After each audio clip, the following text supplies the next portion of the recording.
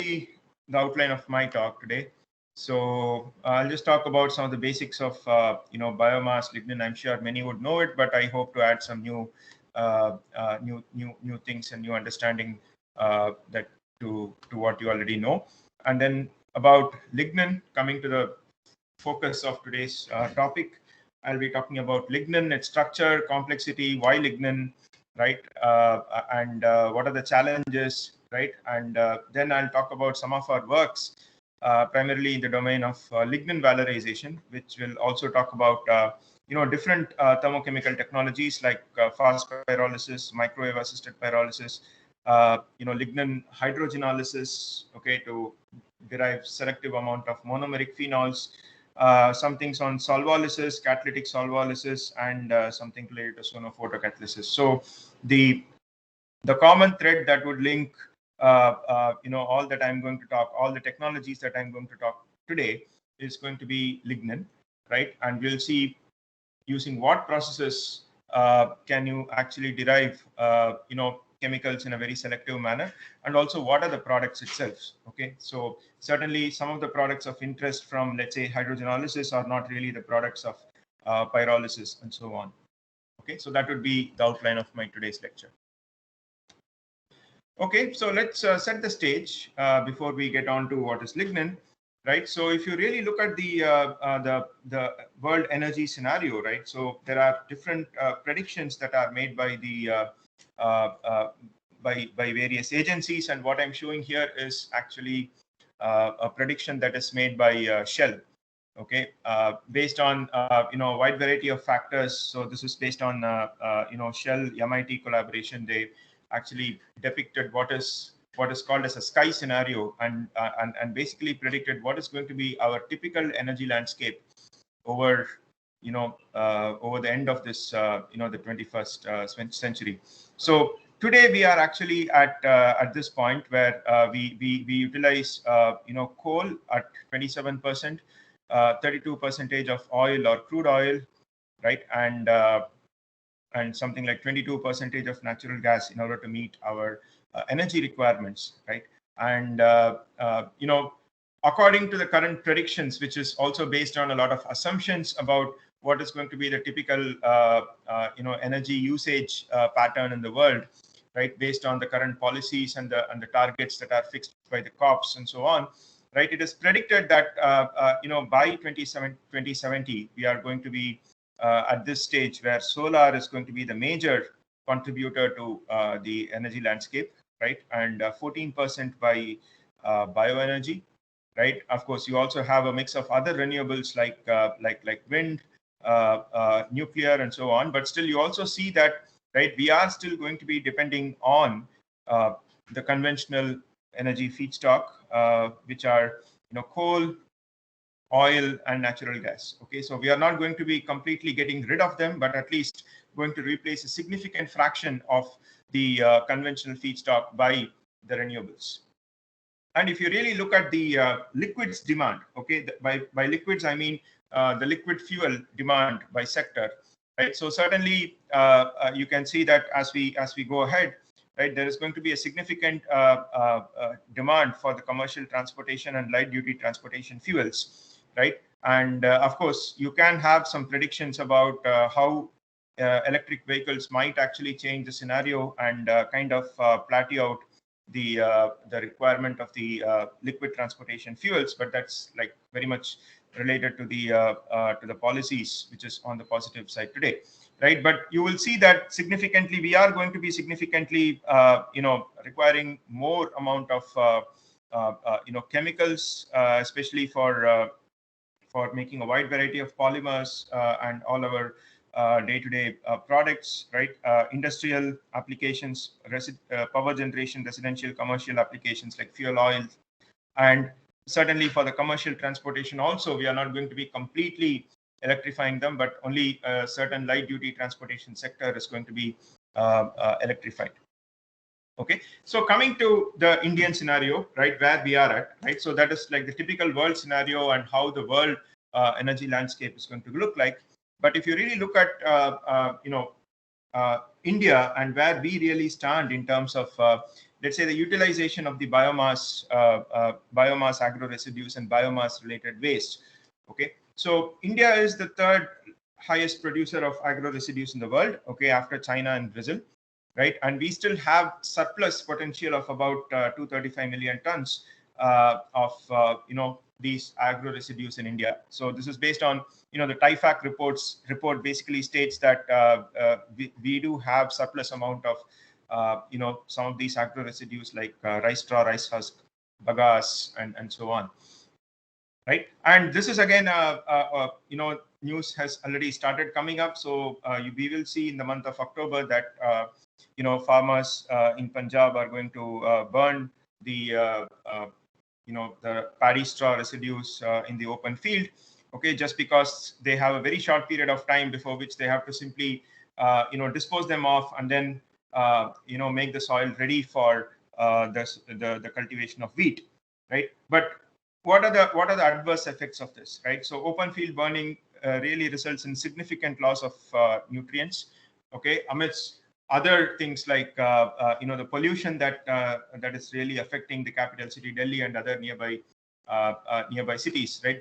But the major thing is there is going to be a significant loss of nutrients like carbon, nitrogen, phosphorus, potassium. So a lot of these are going to be lost to the environment. So that essentially says that we can actually valorize these biomass agro residues through. Of course, it is not just about the technology that can solve this problem. You also need a very good supply chain and logistics in order to make sure that, first of all, we are able to clear off so much huge acres of paddy straw remains from the field, so that it can be essentially transported to a processing facility, or we do something like a distributed processing in order to derive valuable fuels and chemicals from them. So what is biomass? Okay, so again, this is also not something that is new. We are all hearing recently about what are the different types of biomasses. So biomass and waste really contribute to around 50% of the global energy supply. And if you really look at it from a very molecular perspective, a lignocellulosic biomass is basically composed of three major components, right? Cellulose, hemicellulose, and lignin, right? And these are the major constituents in biomass that is responsible for the recalcitrance of the biomass that it offers to various thermochemical processes. And besides the agricultural and crop residues, we also have like forestry crops residues, which also contain very similar components. We can have industrial residues, animal residues, which can be like more like cow dung, and other animal feces that can be converted to biofuels like biogas through anaerobic digestion technology. We do have significant amount of these municipal solid waste, which includes completely unsegregated fraction of plastics to biomass to inerts, moisture, and so on, right? And then finally, we also have the sewage or the sewage waste, which can also be anaerobically digested and converted to valuable fuels, right? So if you really look at the transition where we are really moving in terms of the different types of the feedstocks that we have been going through. So certainly, right, everyone knows about the first generation feedstocks where it was all edible feedstocks like starch or sugarcane juice. So those are the first generation feedstocks, which always directly have an implication on the food that we require. So there is always a food versus fuel debate. Then we moved on to the second generation feedstocks like agri residues, and that can actually mitigate the food versus fuel debate. But still, there is always a huge deal of supply chain that is that needs to be optimized in order to make sure they are being successfully used in the conversion processes, right? Then we had the third generation feedstock, which are mostly the microalgae, right? And there is still a lot of research going in this direction. And of course, the fourth generation feedstock, as I see, is all the municipal solid waste that are really contaminating our landfills and converting them into dump sites.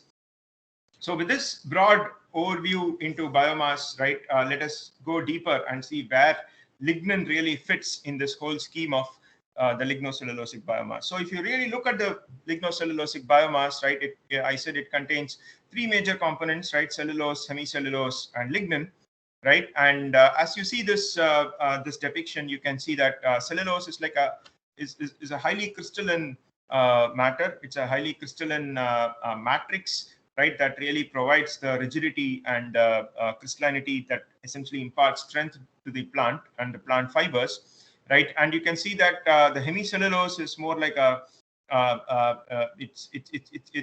it's more like a component that really links cellulose with lignin, or it is more like a branched polysaccharide, okay, containing 5-membered rings. And lignin is more like a glue that essentially tends to bind the entire carbohydrate matrix of cellulose and hemicellulose. So you can also see the different forces of interaction that exist between the different polymeric molecules present in biomass. So typically you have the weak van der Waals forces of attraction between the lignin molecules, whereas the cellulose is linked by the hydrogen bonds. And of course there exists some covalent linkages, or what is called as lignin carbohydrate complex, okay, that actually links hemicellulose with lignin together. So lignin is an integral component of biomass. It's one of the major components of major component present in earth, you can say, right?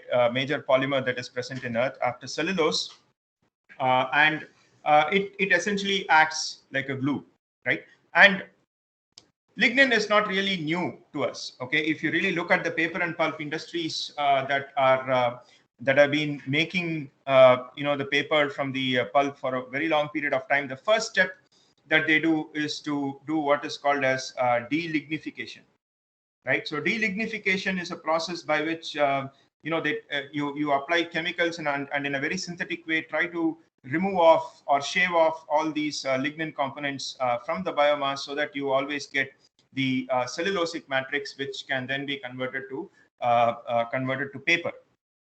Okay, so lignin is a complicated molecule. It's very important that we understand the structure of lignin. Only then we can really appreciate the typical transformations that are possible, and thus we can also engineer the typical pathways by which we can transform lignin to various value-added products.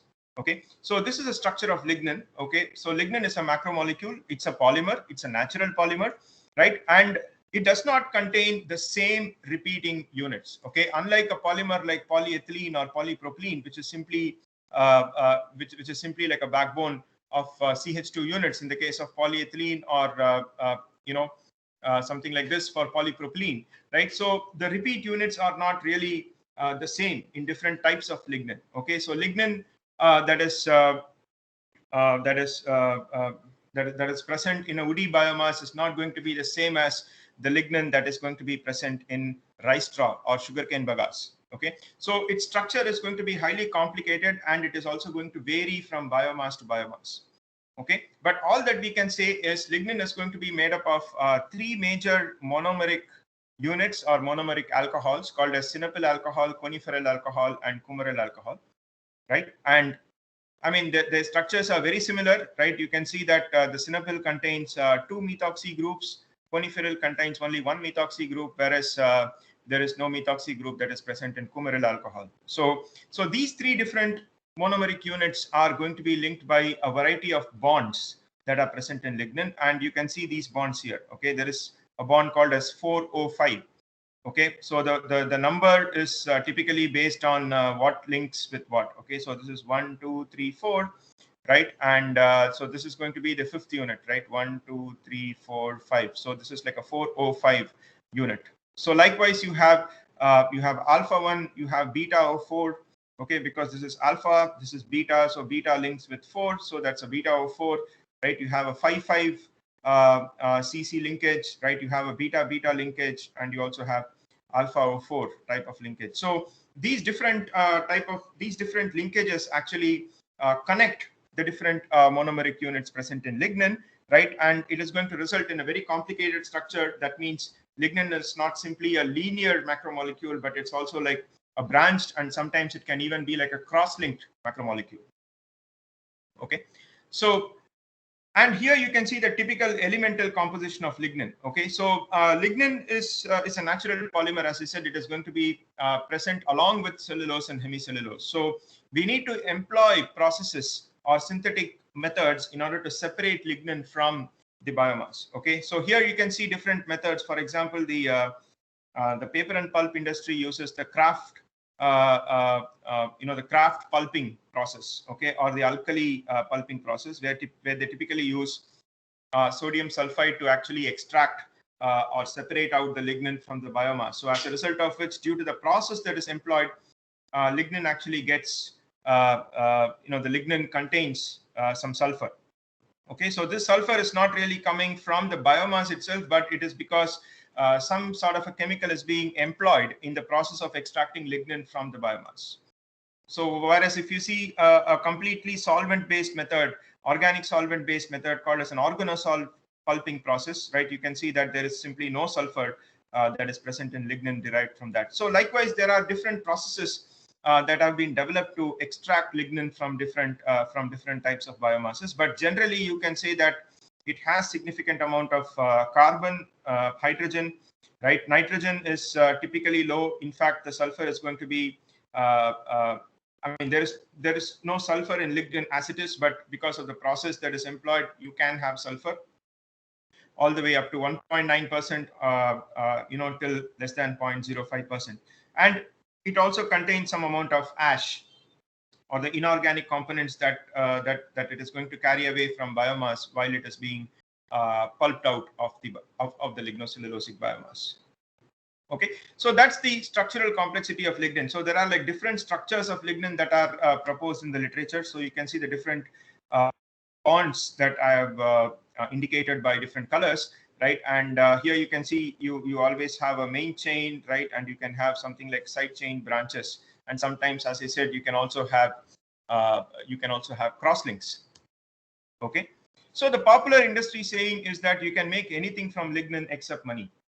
Okay, so the reason is, right, you have a polymer, you have a natural polymer which contains significant types of the chemical functionalities in it, right? You have a significant amount of phenolic groups that are present in it, right? But you cannot really make money out of it because there is not yet a very sustainable process that has been developed in order to extract any of these chemicals in a very, very selective manner.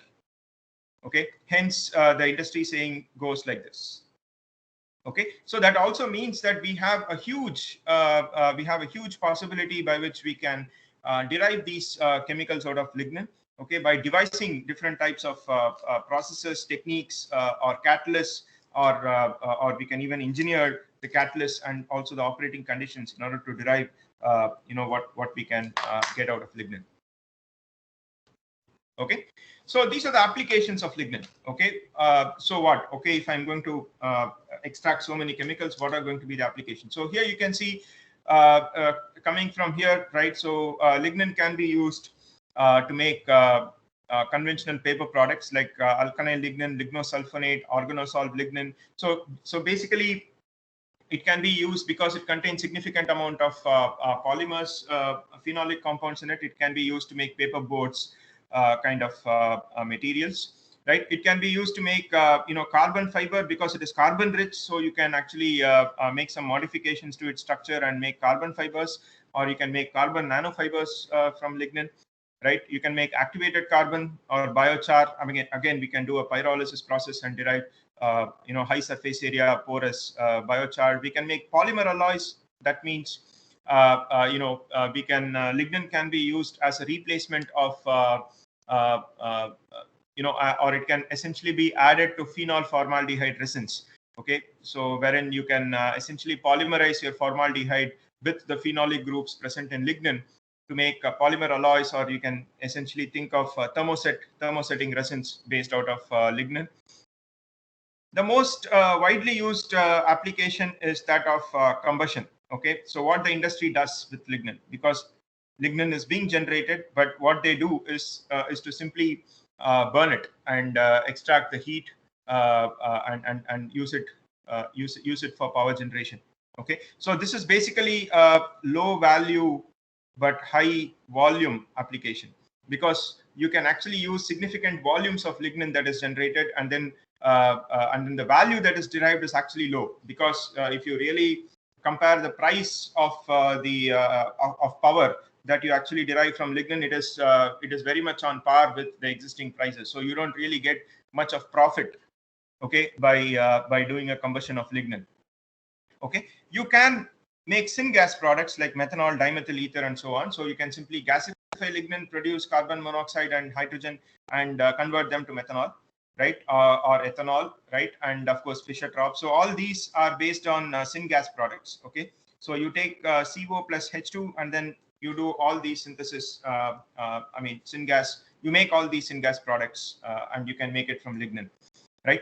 But the most the untapped opportunity is typically in deriving high selectivity to phenol, phenolic derivatives, catechols, cresols. A wide variety of phenolic derivatives can be obtained from lignin.